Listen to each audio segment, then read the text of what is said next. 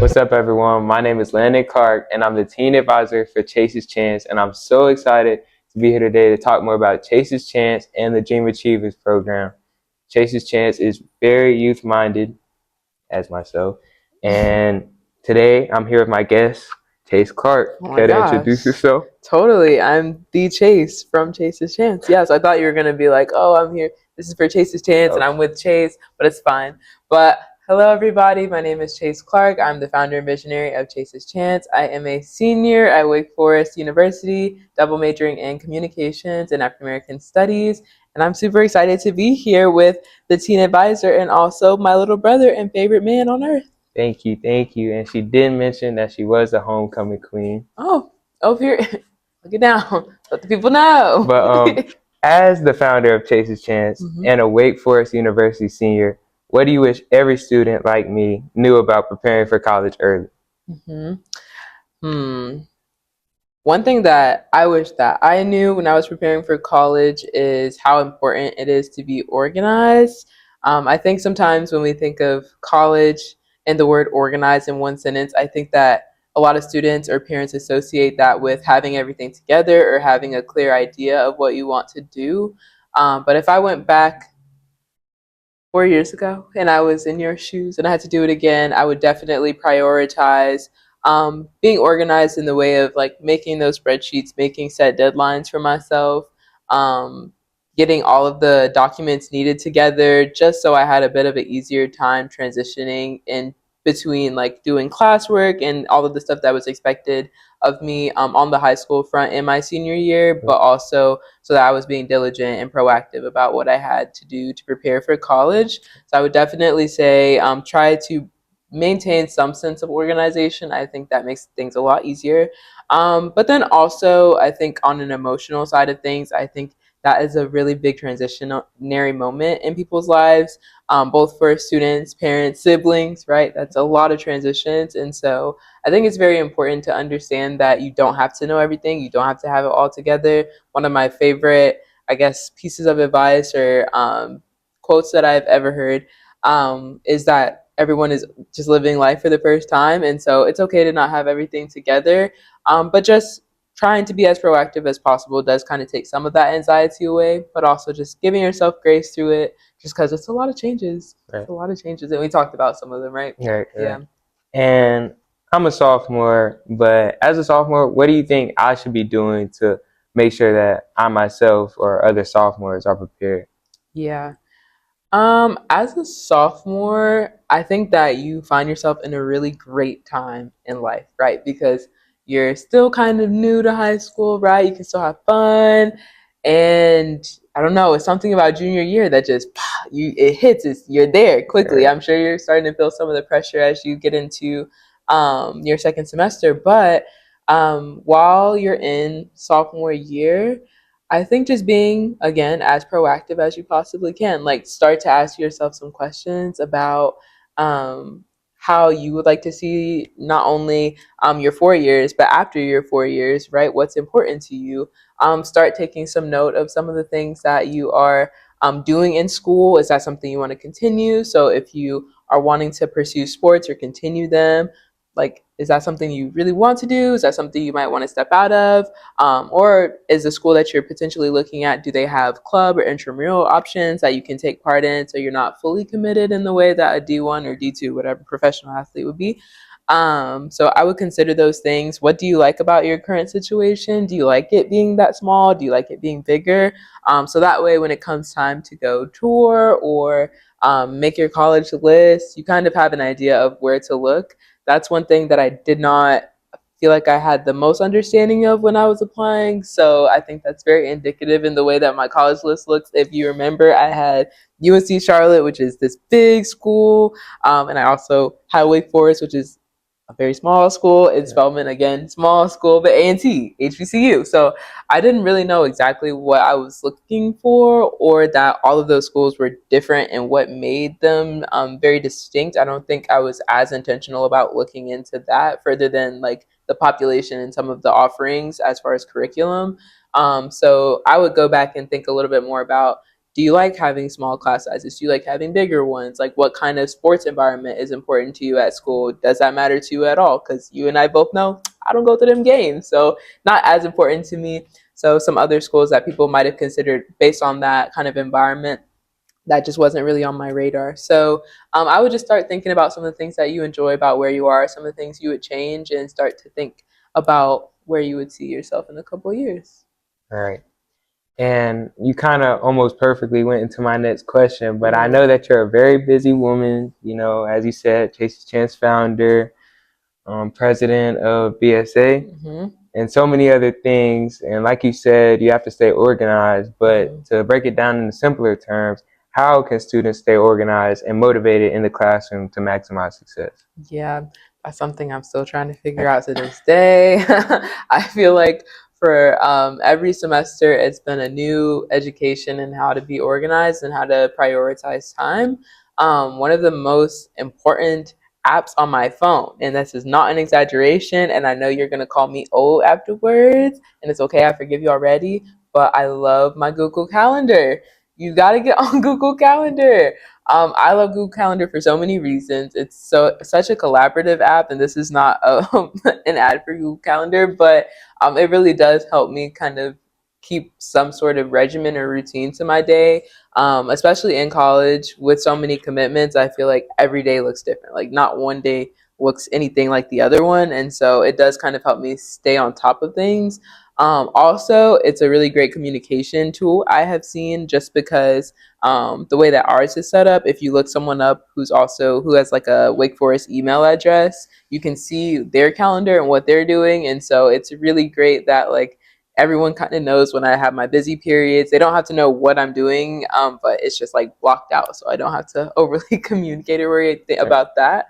Another thing that I really love to do, and I know it's kind of old fashioned now, I guess, but is making like actual to do lists, like writing them down. Sometimes when I feel like I am like out of my depth or I'm doing too many things at one time and I can't organize my thoughts, it's just super helpful to actually write it down and see it in front of me. And then when I accomplish it, it's so satisfying to like mark it out or highlight it, whatever, what have you for that day.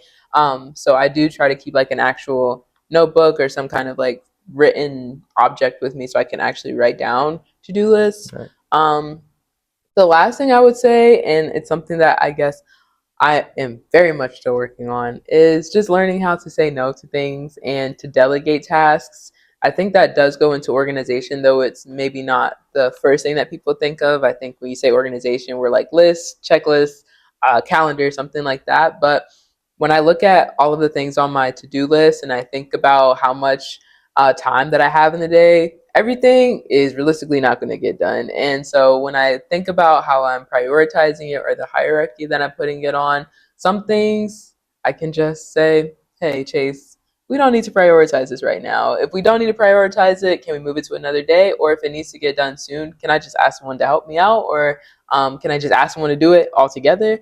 And so I think another really great thing about the community that I've been able to build, which I'm very, very grateful for, is that number one, they are able to tell me when I'm doing too much, and they're like, "Girl, I could have did that, or I can do that." So that's helpful. But also, I know that when it comes down to it, at the end of the day, if there's something that needs to get done, I do have people that I can ask, even though all of them would probably say, "Girl, you don't ask for help as much as you should," but I'm working on it. It's a work in progress. It's on my to-do list. I wrote it down, kind of, in my brain. Okay. Yeah. And I'm in high school, you're in college, so the distractions may be different, but staying focused, how do you Mhm. stay focused with peers or social media or all these different things that may, you know, knock you off task? Yeah, I actually think there's a lot of similarities between what would distract me in high school versus what distracts me now in college. Like my phone is it's a big thing. It's a big thing. People, I think I'm a little bit, maybe a little bit more sociable than you are, but you know, when it comes down to it, if someone is like, "Hey, let's grab food or let's go do something," my inclination is to say yes, of course, oh my gosh, if it gets to take me away from whatever I'm doing that I don't want to do. But some of the first things that I have to do when it comes to like reorganizing my mind, that's in particular why writing stuff down is helpful, because I can have it right in front of me. Google Calendar is not always pulled up on my phone or on my computer, like when I'm doing tasks. So it's helpful to have like that notebook to remind me, hey, this is what you have to get done. But also in my room this semester, and I've done like different iterations of this in different rooms or like dorm rooms that I've been in. But this semester I got a whiteboard, so I put it on my wall with like my tasks. And guess who I got that from? You. Yes, I did. So I copied you, and I wrote down like my big G goals that I had for this year, and then on the other half of it, or I guess the other um like third of it, I write down like my little G goals for the week. So on one side I see graduation, and that normally whips me into shape when it comes down to class because I've got to graduate. So normally that gets me into it. But if I have some bigger G goals that are like a little bit further, like I know one day I want to have a house. I want to have, certain things, and we both have a shopping problem. Yeah. Okay. So, when I think about those things, I'm like, okay, I need to remain focused as possible so that I can achieve whatever I want to achieve ultimately. Yeah. Facts, facts. And I know I'm trying to get to college, and you're already Yeah. in college, so of Yep. course you know. But what advice do you have for students applying for scholarships, both academic and extracurricular? Yes. My biggest piece of advice in that regard is just not to count yourself out or sell yourself short. I think a lot of times we see scholarship applications, or even this could be applicable to like when you're applying to colleges. And I think because we're in a world that does try to undervalue us, especially as Black people in this world. Me in particular, as a Black woman, a lot of times you'll run into these societal messages that say, hey, no, don't even think about it. You can't even touch that. Right. And so it can be very hard to counteract those messages that are coming in from outside. And it can really, really be difficult to fight those own thoughts within yourself. Because I do think that a lot of times we are taught to be our biggest critic. However, whenever it does come time to apply to college or when you're applying for scholarships, I think it's so important to try to reaffirm yourself, like take a beat, ask yourself why you actually don't feel like, you can go out for this, unless you're obviously right-handed and there's a left-handed scholarship. Maybe, but hey, why not? No one with a left hand might have applied and you might get the money by default, right? And so I truly do feel like um there is no limit to what we can achieve if you put it in your mindset that you want to achieve it and you make a plan.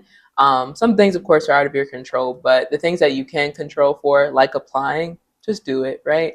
The worst that can happen is they say no, but you never know when you might get that yes, right? So I feel like it goes for colleges, scholarships, opportunities, eventually jobs. Like there might be some things where you might feel a little bit out of your depth, but there are people. If you don't have people, then I'm here to remind you that you got what you need. And yeah, that's what I would say. Right. And you talked about people saying no, and I feel like me myself, I'm okay with rejection Mm-hmm. on, talking Some about days. academics, but how do you deal with rejection when it comes to stuff like that? Yeah.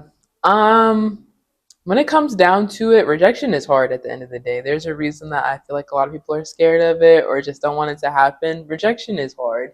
And so I think that it's ultimately okay to take another beat and say, oh, I kind of hurt my feelings. Um, I can remember like there was this one year, I think it might have been sophomore year of college or maybe junior, where I was applying to all of these scholarships. I felt like I was applying, and most of them were like based on leadership qualities. And so when I kept getting a no after a no after a no, it was very, very frustrating. And I think the more frustrating thing about rejection is that we feel like it's a reflection of what we lack. Or sometimes it can touch an insecurity that you didn't know you had. So in that moment, I was like, wait, like, what am I not doing? Why did you guys not pick me? But one of my good friends, Kevin, reminded me that sometimes things have absolutely nothing to do with you, like nothing. The person that read your scholarship might have just like not liked to see in your name that day. You never know. That's a very like arbitrary example, but um, I think it's important to remind yourself when it comes to things that are out of your control, like rejection, that some things truly are just not you. Some things are just not a reflection of you. So, I think that's one thing to remind yourself. And again, I think you can fall back on those affirmational practices. I just read All About Love by Bell Hooks this past week. And so she was talking about how she was a little bit of a skeptic when it came to affirmations, but truly getting into the practice of doing it when you wake up in the morning, telling yourself, like, nope, you got this. You are smart. You are a leader. You're a winner. You're beautiful, whatever you have to tell yourself. Like, telling yourself that so that when those moments come, that doesn't necessarily get rid of the hurt or take out the pain, right? But it does kind of help you understand that, okay, this might not be a reflection of how smart I am or how much of a good leader I am, but rather it might have nothing to do with me and we just leave it there. But another thing, if you are truly like thinking about why you might not have been chosen for one of those scholarships, I remember I called both my mom and my dad, who's also your mom and your dad, and I was like, just don't know. Like I'm so frustrated. Why am I getting no after no after no? And they both encouraged me to just like ask. I was like, oh, you could do that. Like you could just email them and ask. Like that's not rude. And they were like, mm-mm. So they helped me make like an outline for the email, and I was able to email them. And I mean, in that instance, they just reaffirmed me that no, like it just came down to this person was a sophomore, you're a junior, like you're aging out. They can have it longer. So again, nothing to do with me, nothing I could control. Um, but like it is great in some of those instances if you really feel like, okay, wait, I should have got a fighting chance at this. I'm curious as to why I didn't. Just ask. And maybe they'll reveal to you that it had nothing to do with you. Or you might walk away with some new tips for next time. Yeah. And you talked about her mom and dad, Yes. and that flows into my next question. It's How? almost like I've read all your questions or something. I didn't. Okay. How can parents support their children's classroom success without overstepping? My goodness, I feel like I should phone a friend. I should call my mom in here, but um, I think I think one thing that I've learned is that everybody is ultimately different, and so there's no one way to do things. I've also never been a parent, thank God, yet. Whew, I don't think I could. Yeah, but anyways, um, but I think one thing that's helpful for me and one thing that my parents have definitely been great at as I've been navigating college is just giving me some space to fail sometimes. But even when I say fail, maybe let me reword that and say space to learn. I think I know for my parents, our parents, they love us so much and they just want the best. And so I think like as I have gotten older in school and I've had like experiences that have mimicked what I would imagine being a parent is like in the way of you care for someone and you only want the best. I feel that way about you a lot of times when I'm seeing you go down a path and I'm like, oh, I don't know, that's maybe not. But I think another big portion of loving someone is also just like accepting them for who they are and allowing them to grow into who they want to become as well.